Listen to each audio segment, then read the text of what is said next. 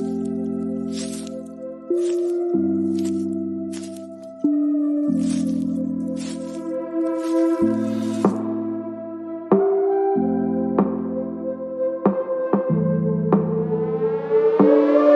name is Cassy Summers. Welcome to the Curious Universe podcast.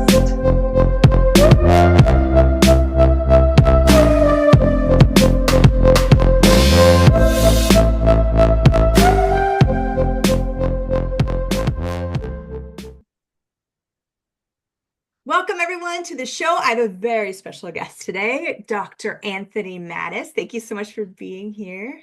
Thanks for having me. Yay.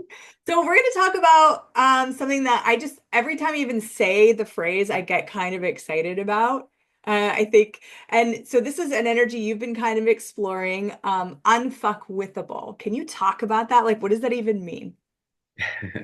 Yeah, well, I saw this video. Jenny Lynn, one of the ladies who basically oversee my entire business. She sent me this video of a woman, and I don't remember her name, and I'd love to give her credit, but she was just talking about how like you become unfuckwithable when you're willing to be honest with yourself. And when I heard that, I'm like, this is what I've been saying. And when I started Access Consciousness 13 years ago, one of the first things we learned was about the five like levels of intimacy. And one of the components was vulnerability. And like in this reality, we're taught not to be vulnerable, to actually have your walls and barriers up just in case someone tries to take advantage of you. But in Access, what Gary Douglas found was that if you have your walls and barriers down and you're willing to be as an open wound, then you can be aware of everything, all energies. And as long as you don't have a point of view about it, you won't be at the effect of it. But what does that look like in everyday life, right? So if you're willing to look at the good, the bad, and the ugly of yourself and other people and the great of you and others without having a point of view about it, and no one can ever fuck with you because there are people out there who will judge you, try to bring you down and break you down. They'll expose whatever maybe let's say your shortcomings are or your weaknesses are or whatever. That's just the kind of world we live in. But if you already know those things, who cares? Like it's like who cares? It's like what gift are you? Like what are the great things about you, and how can you take those and utilize and contribute to the world with the things that you're great at, with your talents and gifts? And then when people try to break you down, it doesn't matter because it's like you already know those things about yourself. It's not like they're exposing something that's been hidden from you. So for me, it was just a beautiful sort of layman's way of explaining what Gary Douglas, the founder of Access, has been saying with this whole idea of being that space of vulnerability so that you can actually have total receiving. And it is and does become one of your greatest superpowers. Wow. So this is really one of those everything is the opposite it appears to be. Because Totally. if you think unfuckwithable, like they're like walking up like powerhouses with walls and barriers up, like impenetrable, like this, Right. like, but you're talking about walking like with that power, but all the walls and barriers down, totally vulnerable. That absolutely. Absolutely. And look, this it may not be for everyone, right? There are a certain kind, let's say, of breed of people out in the world that are super sensitive, some of us very highly autistic, you know, just really sensitive to energies and all that. And, a lot of times we get our feelings hurt very easily, right? And we tend to cower down and make ourselves less in the process. So it's like and then you have those people who just, like you said, walls and barriers up, boom, they're powerhouses. A lot of these people could be wealthy people, whatever the case may be. And it's like, but what about these other people who are also powerhouses, but they just have a totally different way of functioning? Yeah. And if they can start to recognize that they are not less, and this is where everything's the opposite of what it appears to be. It's like for them being that open wound, realizing that one of their biggest superpowers is that they're so hyper aware of the world around them and other people's thoughts, feelings, and emotions that are not necessarily theirs. And as long as you're not reacting to any of those things, you can actually use this all to advantage without being at the effect of it. And that's part of like what we teach in the tools of access is how to actually use these things to your advantage and not be at the effect of it. But it's a perfect example of everything's the opposite of what it appears to be. But is getting people to acknowledge that they are a gift, especially the sensitives of the world. When I say sensitive, I mean people are like sensitive to energy, they're sensitive to all these different things that are going on around them all the time, and they tend to make themselves less in this sort of havoc of this reality. Yeah. Wow. Woo. So that actually starts to make me think of those kind of abusive relationships. So gaslighting, for Yeah. example, and often it's those sensitive people that kind of fall into those roles of being dominated. They're definitely not in a space of unfuckwithable. Can you talk a little bit about that and yeah, maybe some tools if you Well, could, yeah, go ahead. You already got it. yeah, well, I mean, it's like it's crazy. A lot of people would say like I was like really naive growing up. I remember my parents were like, "You need to be more street smart," and that kind of, deal, or you're too sensitive and blah blah blah. And then, I grew up thinking that okay, it's a weakness. I need to start being like everybody else. I need to be like the strong people out in the world. But every time I would try to be that way, I would find myself becoming more of an asshole. Like it was like not my nature, right? And but a lot of times folks like us, we tend to, especially in like loving relationships, we tend to attract people to save. We tend to get in these like codependent relationships where like that person is like maybe an alcoholic, or that maybe they're a drug addict, they have substance abuse issues, maybe they have abuse issues, because they've experienced abuse and they then become abusive. Or yeah, they could be gaslighting assholes because we tend to sometimes become the prey because we're not able to see ourselves as the valuable product and the source, because there really was no place or space as we were growing up that provided sort of that way of developing like what is not special about us, but what is, let's say, I don't know, right and valuable about us. You know what I mean? And so then we tend to attract these other types of people that we could either a save, or this is something like what we do. And I don't, we can there's all these reasons, justifications of why we choose it, and it's individual.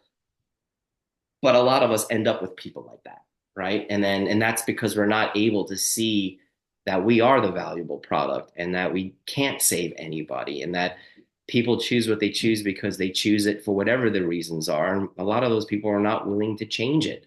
And so, I spent a lot of my years of my life attracting either people who were, had substance abuse issues or mental health issues.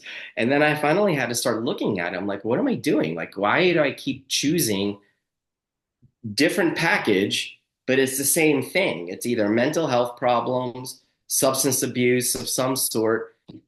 But what was that saying about me is like the level of insecurity that I had, like somewhere in my world, I'm like, oh, if I find someone who's like really damaged, I didn't think this consciously, but that's what I became aware of. I'm like, well, maybe they'll never leave me. They won't abandon me. You know what I mean? Because they'll need the fact that I am a grounded person, right? But then I'm spending every day of my life making sure they're okay. And I'm not creating my own life. So I don't know. People like that or like us tend to find ourselves in these types of relationships, and not just in loving relationships. We'll tend to work for somebody that's like that, Yeah. right? Which is weird. So we have it in a lot of our relationships.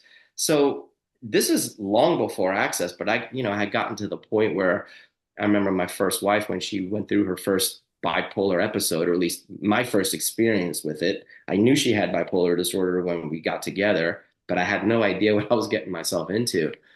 And I remember just being like, what the fuck? I was at the time I was what, 33 years old maybe. And I was like, man, this has been a pattern of mine. It's just like one crazy person after another. It's like, where's my self-worth and value? That somewhere in my universe, I don't believe that I can actually attract someone in my life that will contribute to me, someone that I don't have to save. And part of what, okay, here's the unfuckwithable piece. Okay. I had to recognize that I wasn't willing to receive somebody who had their shit together. Right. Okay. So I'm just as fucked up as the other person, just in a different way.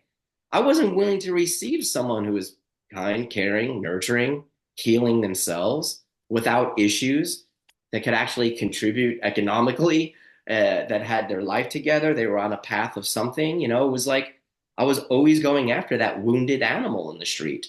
Why? But what does that say about me? So I had to look at where I did not have worth and value of myself. And that's where you have to actually be brutally honest with yourself.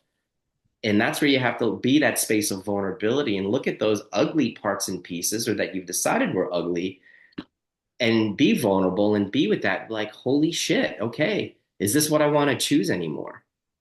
I'm like, this doesn't work for me. Like it just doesn't work for me. And it's awful. And all that does is breed a life of struggle and turmoil and havoc. But I had to look at that. I'm like, where am I on this thing? Um, yeah, and I'll never forget that one day I went to like an Al-Anon meeting, right? That's like the 12 steps of the people who are in relationship with the addict. Right. And the whole thing, it wasn't about the steps, it wasn't about the tools of how to empower yourself. It was everybody's getting together, bitching about the person who's an addict. And I'm like, we're all fucked up. We're just as fucked up as they are. We're addicted to saving people. Wow. That Yeah. was my addiction. My addiction was to save that person so they'll never leave me and it won't fulfill my abandonment issues. Right. So we could go back to my childhood and like this person left, this father left, that father left. My mother wasn't really present and available unless I was having trauma and drama. It's blah, blah, blah, blah, blah, blah. Right. But at the end of the day, I had to look at it and it was really cool. It's like, yeah, you know what? I've made fucked up choices. I know that. You can criticize me about that. You know what? I've been insecure about a lot of different things. You know what? The school system says I wasn't the most intelligent person in the world, but was that actually true? Yeah, according to their standards, no, I wasn't. But I didn't care. I knew a lot of what we were learning were based on lies and brainwashing, really. But I didn't know that at the time. Now I know that looking back. So I realized I'm like, you know what? I'm not a dumb person, but I still have those voices in the back of my head because I didn't fit into this reality, right? But at least having these awarenesses, it's like no one can fuck with me and be like, you know what? You're an idiot. You didn't quite say that grammatically correct. I'm like, you know what? I don't know grammar, and I'm okay with that. But I can get messages across really, really thoroughly.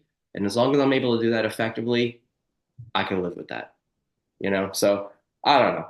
Anyway, but yeah, so that becomes part of the unfuckable thing and recognizing what your choices create in life. That's huge.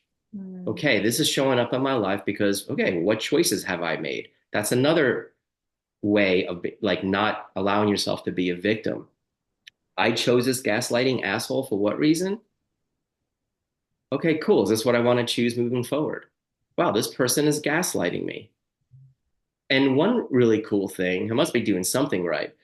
I watched my daughter have her first sort of like boyfriend, Oh, and it was really cute. And she didn't say this in a mean way or a judgmental way. And she's like, because she's always wanted to have that boyfriend in high school, her first kiss, her first everything. She's 16. And yeah. I'm like, okay, cool. And I'm like, so he says, really sweet guy.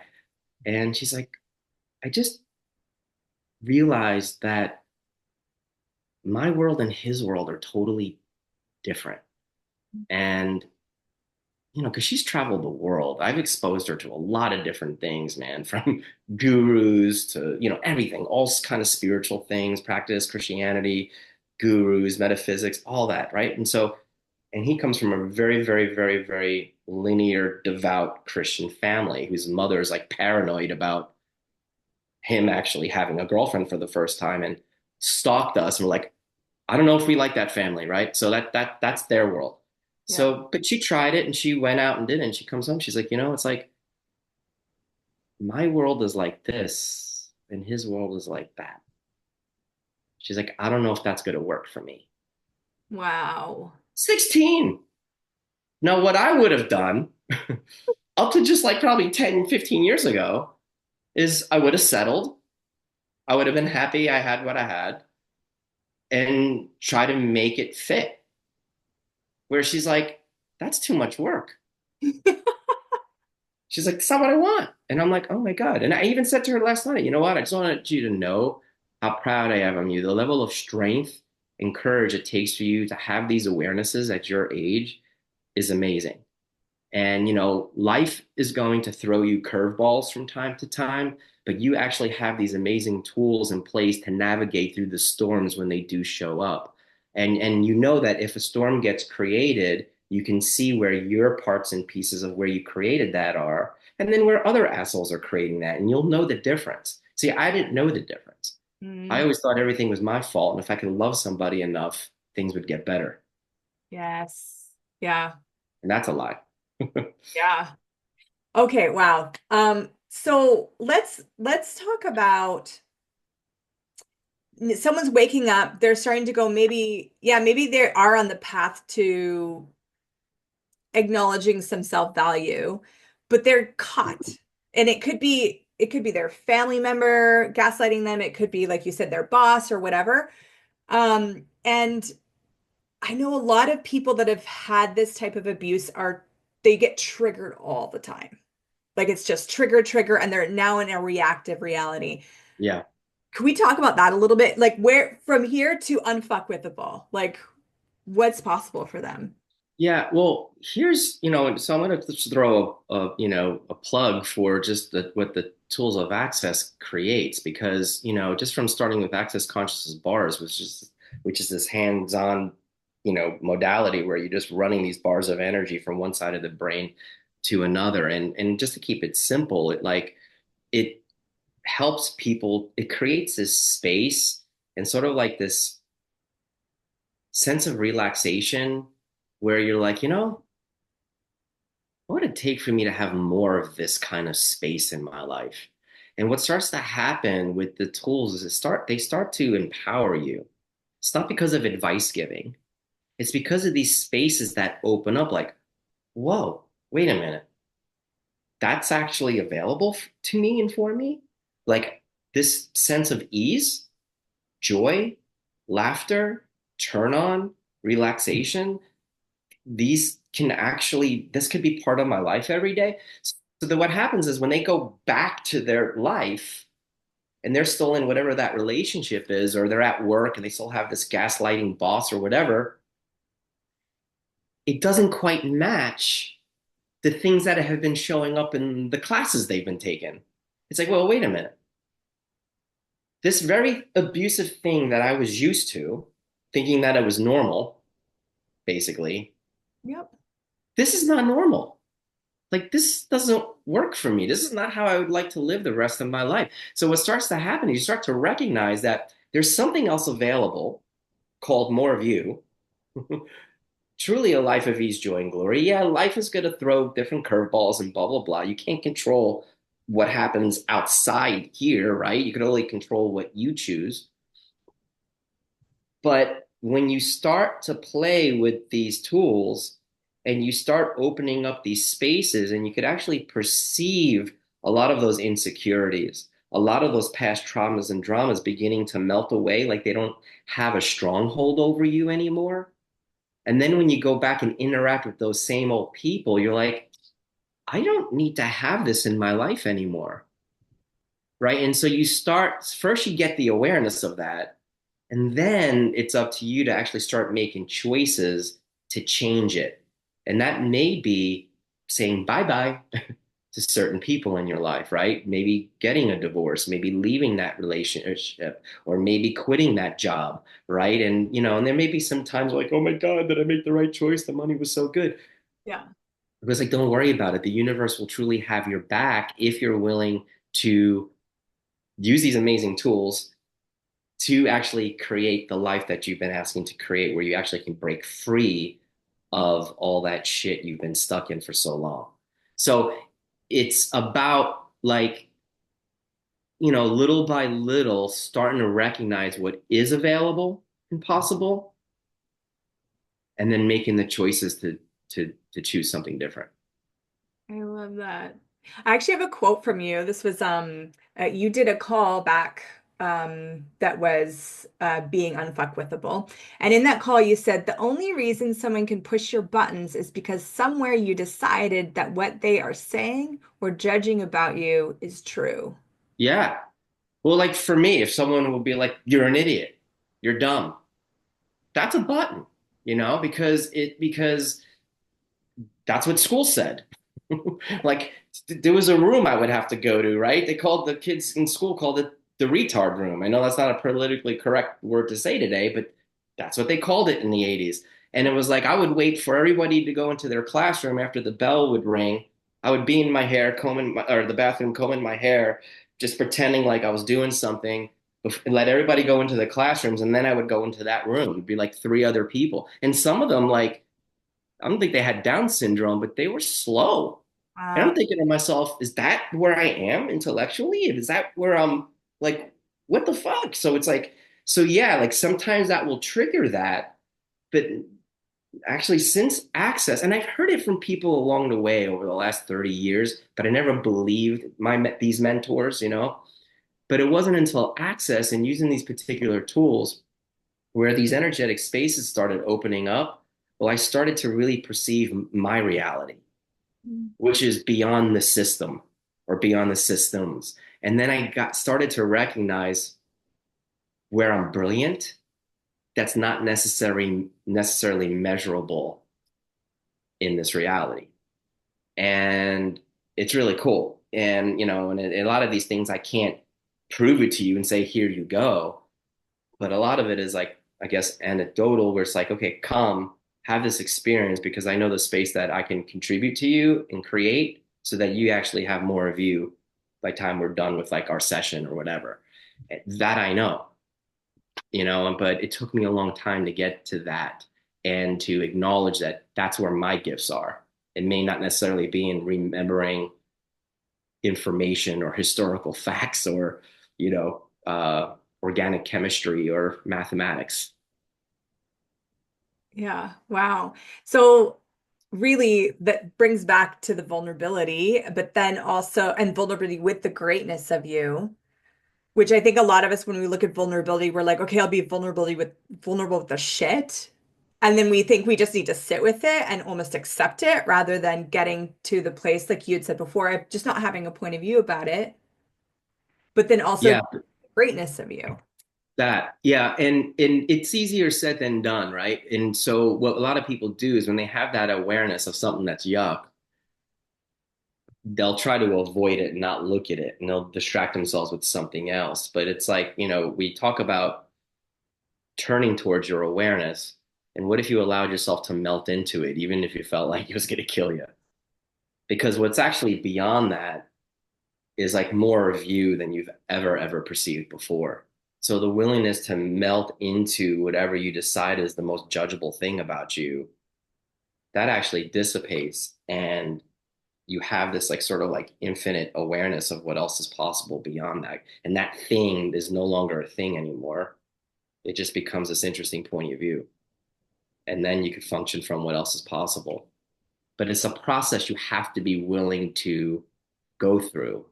Not always easy. Not everybody's willing to choose it.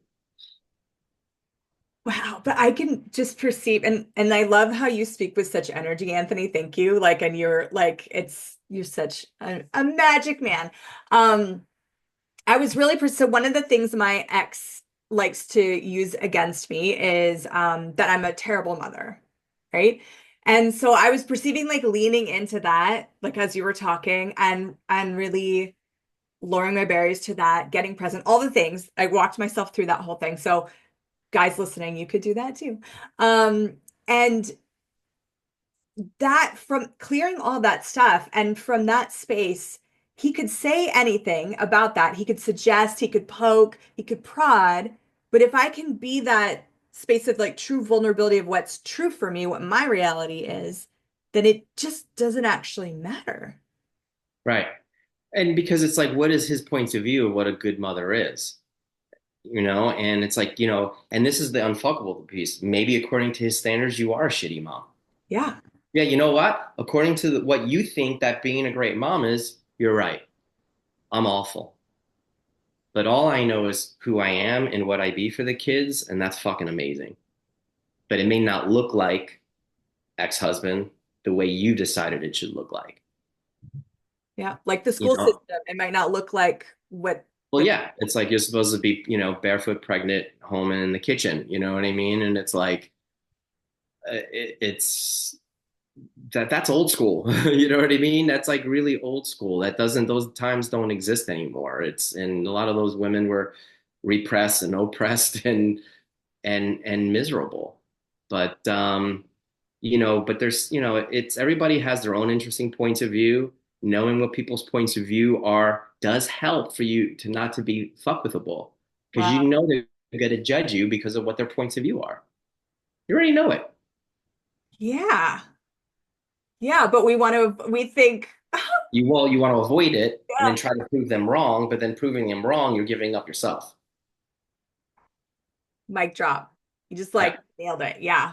yeah, That's like the wheel that we're on. yeah. And then so like with children, it's like, it's I tell my kids all the time, I'm sorry, I fucked up in this area. Oh, you know what? When I really learned about gaslighting, I'm like, holy shit, I've gaslighted. I didn't know I was doing it. I wasn't it was totally a blind spot for me. And I didn't realize that there were things that I would say that were kind of gaslighty. And a lot of us do it to each other every day without even realizing that we're doing it. And what's really cool though is like the more you're willing to be unfuckwithable and vulnerable with that, it's like, oh wait, you know what? You're twisting this right now. I'm sorry, that doesn't work for me because what you're saying is really untrue, and I'm gonna walk away from this conversation. You can call me when you're over it, or you can stay with that point of view, but it's not true. Yeah. And that there's so much strength in that, and without, it's not force, it's like it's all here. It's not trying to change his mind, it's or her mind. It's not trying to navigate out here. It's where Yeah. within yourself you just have that peace and that knowing of what's true. Yeah. It's not reacting to because the more we react, which trust me, I'm Mr. Reaction guy. I can go into major reactions still, and there's some people that know how to poke my bear. And but when I'm willing to lower those walls and barriers and be that space of vulnerability, whatever it is that they're projecting, it goes right through, right? And then it actually diffuses them, which is really cool. Yeah. Wow. Can we, so you have a 7-day challenge coming up on this topic if people wanted to explore with you, and so let me just talk about it for a second because I'm Yeah. really, so it starts February 9th. It goes from the 9th to the 15th. There's going to be something every day, like different um, topics you're going to be talking about. You're going to be doing some of the magical energy work you do. What, for someone who's maybe never explored energy work, this might be totally brand new to them. Um, can you give them a little sense of like what you're aware of with this challenge and what that choice could, like what are the infinite possibilities for them here?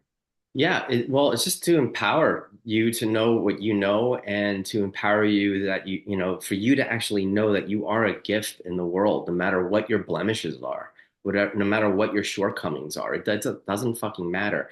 And to create a space where people start creating their lives and their living, regardless of how people are judging them or critiquing them for not like falling in line with their family cultural points of view or religious points of view or whatever because a lot of people won't take that step forward because they don't want to like because a lot of what they may want to choose in the world maybe doesn't fit this box that their family created, right? So they're afraid they may go against their family or abandon their family or something like that. In all actuality, it's not true. So it's like sort of a way of empowering people to create their lives and know that they still can include everyone in the process. They don't have to give up anything, but is to create this space where they get a greater sense of themselves and whatever they decided is their weaknesses or shortcomings that no longer has a stronghold over them anymore. Cool. I love it. And it's like, how different would everyone's life be? Like if they were unfuckwithable, like from the world and themselves, like they weren't fucking themselves over, they weren't like like they like all the mind messing, the emotional trauma, like to really be in the world in that space of vulnerability and being like, it's okay that I messed up, it's okay that I have this whatever, and to truly be unfuckwithable. That's so Yeah. beautiful. Yeah.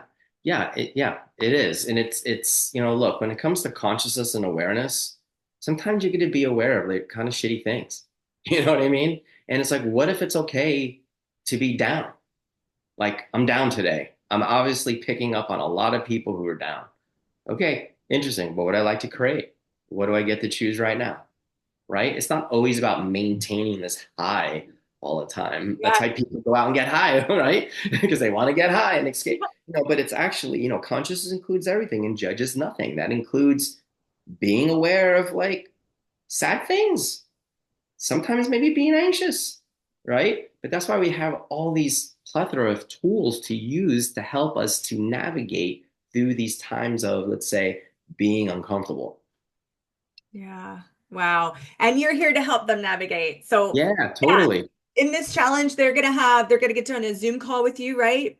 You'll get Yep. to ask questions. We're Yep. gonna have some challenges for them to work out at home. You're gonna have a Yep. special guest. It's like a whole palooza Totally. of possibilities. Yeah, it's going to be awesome. And, you know, and, you know, I'm going to share just these amazing tools of access consciousness and the tools that work for me along the way. It's like when I started these tools, it was like I was a widower raising three kids by myself. I'm like, how am I going to have a greater life? I think, you know, because a lot of times when you have those kind of tragedies in your life, you think that that's going to be the thing that marks the rest of your life forever.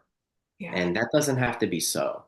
You know, you can create a completely different chapter, whatever tools you decide to use. These are the ones that just worked for me and completely altered my life in such a magical way. Yeah.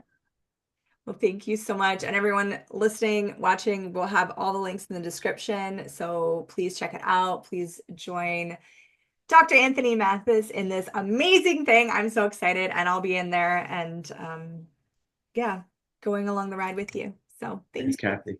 Appreciate it. Thanks for having me. All right, bye for now. Bye.